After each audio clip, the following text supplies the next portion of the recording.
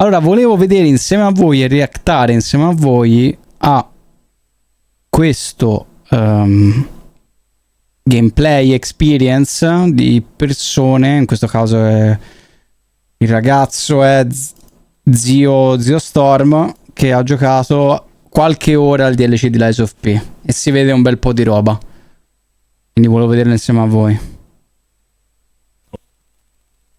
Alright, what's going on, guys? Vediamo un po' che dicono. To get hands-on with Lies of P Overture. I got to play the game for 2 hours, going through the first level up to the first boss, which you will be seeing on screen, and then playing the game's new boss rush mode, and fighting 3 other new bosses. In that 2 hours, I managed to beat all of the content provided on the maximum difficulty provided, and I was told I was the only person to do so aside from one other. Ok, quindi hanno aggiunto la boss rush, qui vediamo l'arco, un'arma nuova.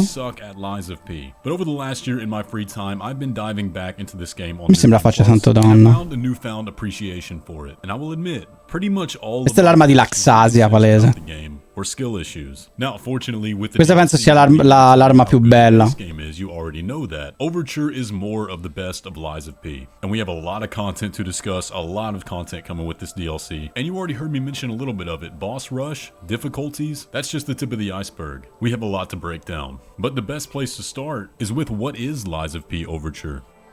Lies of P Overture is, of course, a new DLC for the base game of Lies of P, but even without purchasing for $29.99 all the new content, there is still going to be a pretty big overhaul to the base game, which we will break down later on. But the new content of Overture is a prequel to the setting of the base game, exploring the days right before the Puppet Frenzy outbreak and delving into more secrets of the alchemists. Now, since we were only allowed to play the first level, the actual full plot of the DLC was not revealed to us, but as we Questi penso siano quelli che stiamo vedendo, sono tutti i boss principali, questi due che abbiamo visto.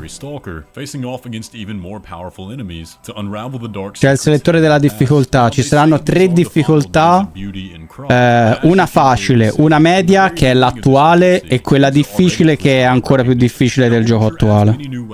Legion arms, skills, items, bosses, pretty much more of everything. And I tried out quite a bit of it. I didn't get to use everything yet, but man, the stuff I did use was absolutely awesome. Those 2 hours flew by so fast, I was not ready to quit. But I got far enough to where they had to stop me, saying I reached the end of the allowed content, and let me tell you about it. The first level of Overture is Crot Zoo, a menagerie of different animals twisted by the corruption. It starts off with the player walking through this snowy forest. We didn't get to see how the player ended up here, but Jiminy does mention something about a stargazer, and putting together the context clues that Crot Zoo burned down a long time ago, he of course deduces that that stargazer transported us to the past. Now right off the bat, with the new enemies we're facing, they inflict a new status effect called Freeze, which if applied Ok, c'è un nuovo status effect che è il Freeze, che praticamente ci rallenta i movimenti e ci leva vita nel tempo.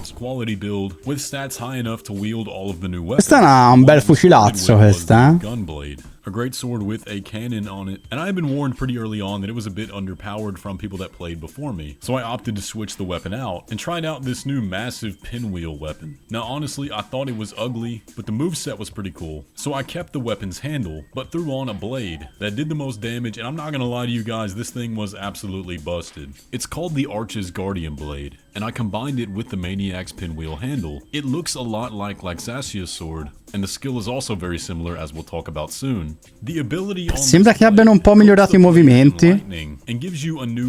Ecco, questa è una cosa fighissima di quest'arma. Cioè, ti fa fare dei dash assurdi utilizzando l'abilità.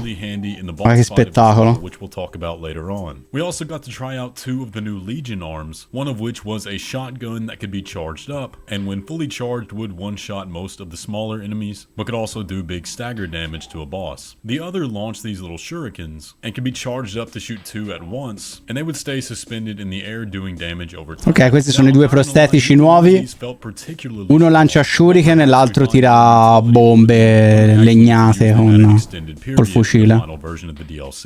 DLC di Lies of P, sì, ragazzi. But getting back to the level itself, the zoo has you facing off against many different kinds of corrupted animals. You start off fighting these twisted mandrills, and these guys are pretty easy. They staggered with every hit of the weapon, but there are some bigger ones later on, but they're not too bad either. I will tell you what gave me the hardest time were the corrupted kangaroos. The small ones can turn into Sonic the Hedgehog and roll around in a ball, but the big kangaroos can pull off some crazy combos by hopping towards you and kicking you with their legs, and their tails have some insane reach on them. They killed me. Minchia, se There leva. are also mutated elephants, giraffes, wolves, among other things, but you get the Ah, idea. che è It's sta a zoo. roba? What is cool though is that you can actually read a lot of the plaques. È tipo un about misto the tra diversi mystical detail. Now, animali. the other levels in Lies of P, the actual layout itself is fairly straightforward. If you play the level like a Roomba checking every single corner, eventually the only one that will continue on is the main path. Ho giocato a Lies of P, certo. Treasure chest and new loot. And of course there are shortcuts back to the main Stargazer that are not hard to find either. This is just only the opening level of the DLC. I'm sure it expands a lot later on. But as far as the Crot Zoo level goes, it's pretty standard with the early levels of the base game in terms of layout. Ma più che altro non mi torna a livello di lore perché prima della Frenzy c'è stata sta roba. Questa è la mutazione dell'ergo, quindi probabilmente già qui stavano accumulando parecchio ergo e stava ammalando la gente. But now let's talk about the main boss of this level. This is the Tyrannical Predator, a Oltre che giant gli animali. crocodile who likes to do a lot of charge attacks. He does have attacks where he can slam his jaw down and spin with his tail. The tail attack Minchia, l'ippopotamo 2. is hard to see coming. He also has an attack where he'll open his mouth and charge forward, and the timing on that can be hard to pinpoint also. Now I gotta be honest, this boss was pretty easy. I managed to beat it first try. Honestly, I was doing too much damage to it to the point where I thought something was wrong. I was expecting a phase 2. Hopefully I have the footage of that. We were allowed to record the level portion, so hopefully you guys can see that, because the lightning buff on that weapon I was talking about came in especially Mio Dio, bellissima sta cosa, dai. Doggi qualsiasi cosa così. of his charges. But I do think this Non serves so as a quanto great dura, durerà un minutino, però because bellissimo. the other ones we got to fight were much harder. But after beating the Tyrannical Predator, it opened up into a greenhouse level where the main enemies were these feminine puppets. And these were pretty tough, but since I was using a special weapon with lightning attributes, it was able to exploit their elemental weakness, which is something to keep in mind, especially on the later boss fights. But that level itself was pretty short. Qua, Ended up pretty dopo quest'area ci dovrebbe essere. Quindi la prima boss fight. La prima boss fight è la tizia che manovra il manichino e c'ha le due palle, i due orb. quickly at the next boss arena, which was for Marchione. È ambientato prima della Frenzy Puppets, prima che i burattini impazziscono. Telling me that was the end of the allowed content, and I still had about 15 minutes left to play around. Now what I ended up doing with that remaining time was trying out the bow, and I've got some pretty mixed feelings about it. As a primary weapon, I don't think it's very good. The range is pretty limited. You do have infinite ammo, but it doesn't seem to put out that much damage. But as a backup weapon, when you need to put some distance between yourself and the enemy, L'arco fa cagare proprio tanto, and the big charge shot skill you have. Bisogna vedere se trovi degli oggetti che te lo fanno workare. Now I'll talk about the details of this mode real quick before we actually get into the bosses, in case you don't want to be spoiled on what exactly those bosses are. When Overture releases, if you go to the Hotel Crot Stargazer, at the very bottom there will be a new boss rush mode. This will add the option to do individual fights, as well as gauntlets with various difficulty levels ranging from 1 through 6. And when we loaded in the default Ok, sta dicendo che praticamente si possono riaffrontare i boss con un livello di difficoltà che parte da 1 fino a 6. difficulty there was 3. In order to unlock difficulties 4, 5, and 6, you had to beat them on the lower levels first. And considering 3 was the one we loaded in with, that was likely the level of the base game. Now what's interesting is that we never really got a straight answer on that, because they said the difficulties themselves are not directly scaled. Critta quest'arma mi sa, There are other factors at play when quest'arma mi sa che ha crit, ragazzi. any specifics on this, but that's what they said. Dall'animazione che ho visto. Scaling factor. Now there were 3 new bosses to choose from in that boss rush. Se crit è fortissimo. I did manage to beat all 3 of them on the level 3 difficulty, which again seemed to be the closest to the standard base game. We were not allowed to record this part of the playtest, and another part of it that was not open to us that they described to us were boss gauntlets, called death marches. This is where you can create your own boss rush in any order, with a minimum of 3 bosses going up to every boss in the game, and you can change the difficulty on those as well. Now I don't know if there are going to be pre-made death marches that you can unlock special rewards by completing or not. I hope there are, but we did not learn about that. Sì, ragazzi, è il Now, here's DLC. where I'm going to talk about the new bosses, so here is a spoiler warning. DLC di Lies of If you P. do not want to know about the new bosses that were not shown in the first level, then go ahead and skip ahead to where I talk about the new game update. But here's your warning. The first boss in the boss rush that I went up against was Marchiona, the Puppeteer of Death. Mariona. Puppeteer, who has this sort of angel puppet that fights alongside her. This was a fun fight. There's a lot that's going on. Ok, quindi questo è un boss del cazzo, cioè nel senso un boss non principale.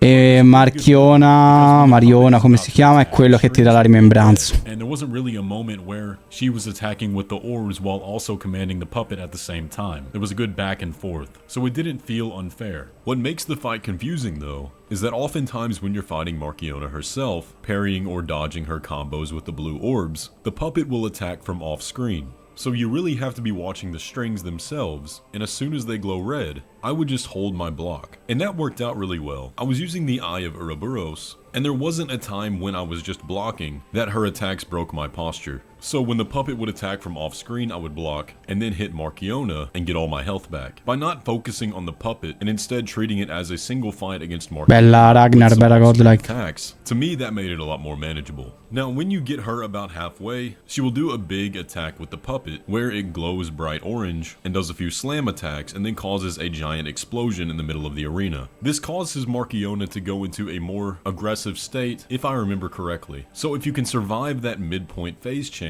then the fight goes back to being what it was before. I was able to beat her in about 5 or 6 tries. She wasn't that hard, and as soon as you beat Marchiona, the puppet dies too, which is why I was kind of saying I just ignored the puppet and treated it as just some off-screen attacks that would occasionally come in. It was a very fun fight, and I think for the second boss in the DLC, it's a good difficulty. And out of the 3 we got to fight, it was my favorite by far.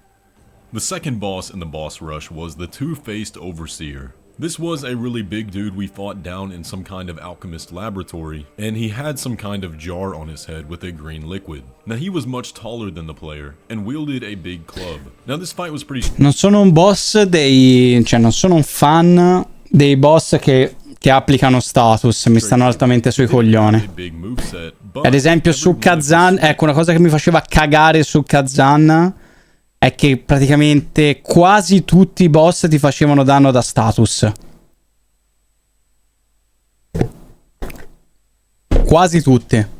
If blocked and not parried, would absolutely decimate l'80%. and I'm really not that good at parrying, so I opted to primarily dodge. Now this guy also had a ton of health. His attacks were a combination of a lot of sweeps and smashes with the club, and they were pretty well telegraphed, so they weren't hard to see coming. But again, if you got hit, it would do a ton of damage. At around the quarter health mark, he would transition into this state where he's glowing red and becomes much more aggressive, and he begins this like 10-hit combo with the club where he's smashing it over and over and over again. Now if you can manage to parry those, it's an excellent way to break down his posture. Ok, quindi per entrare nello zoo bisogna prima fare quel boss lì. Faster in this state. Honestly, I found his normal combos to almost be easier to manage and block and dodge, because as soon as the telegraph would appear, that's when you do it. But this more aggressive state would last for again about a quarter of his health before he went back to the other, slower one. And that was kind of the gimmick of this fight. Every 25% or so, he would go back and forth between these states. It doesn't change. Quando è previsto l'uscita del DLC estate? Io penso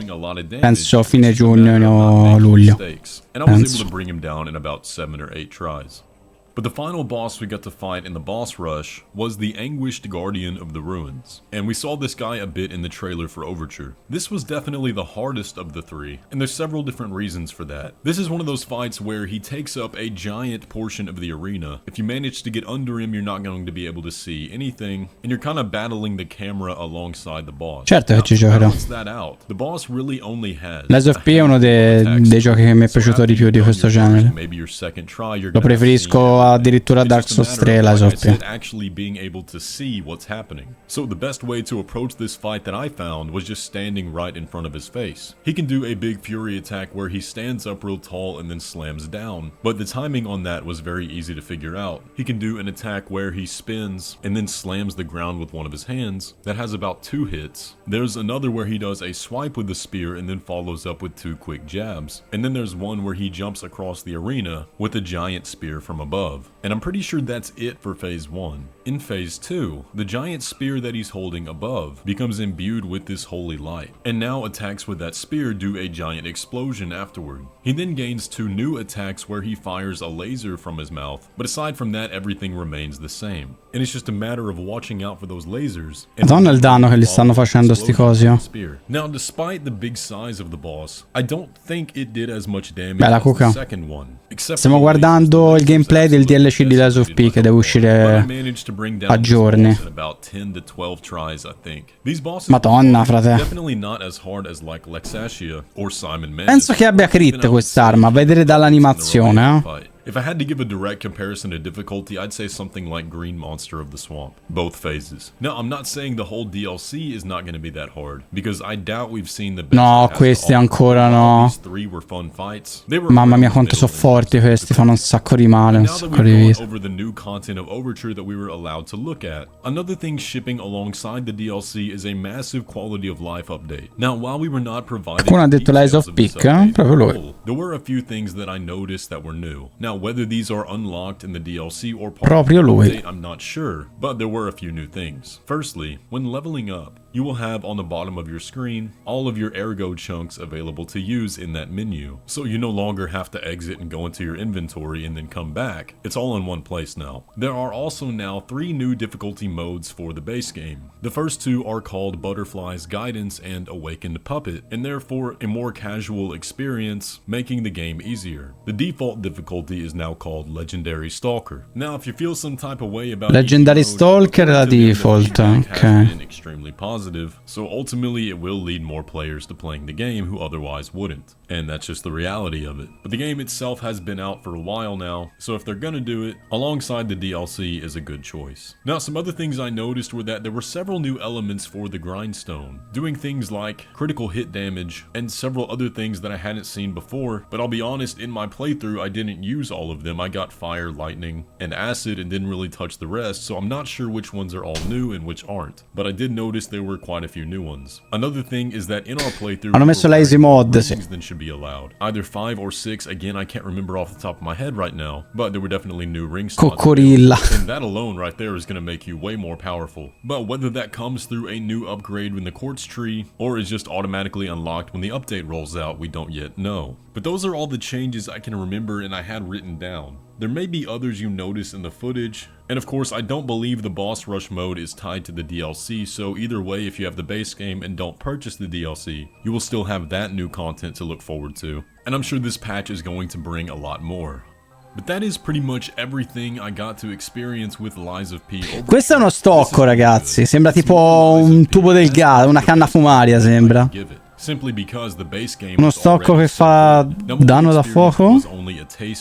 There's going to be a lot more here, especially with that $29.99 price tag. You know you're going to have Direi di sì. content. Ah, è un lanciafiamme, ok. I'm looking forward to Lies of P Overture. Personally, I cannot wait. I've got my new Game Plus build ready to go, but let me give a massive thank you to NeoWiz and everyone involved that provided me with this opportunity. I'm extremely grateful. But with all that, if you enjoyed today's video, be sure to leave a like on it. Minchia.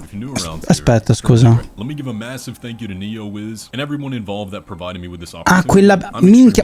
Quest'arma è broken. Praticamente puoi dare fuoco. Praticamente puoi dare fuoco all'infinito al boss nemico utilizzando l'abilità dell'arma che non consuma favola, ma consuma la durabilità dell'arma, quindi broken. But with all that, if you enjoyed today's video, be sure to leave a like on it and subscribe if you're new around here, and I will catch you in the next one.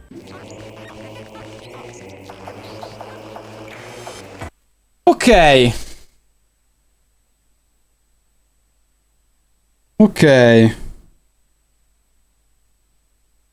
È un gioco che consigliereste, cosa? Lies of P? Lies of P è un gioco che ti consiglio al 100%. Molto molto bello.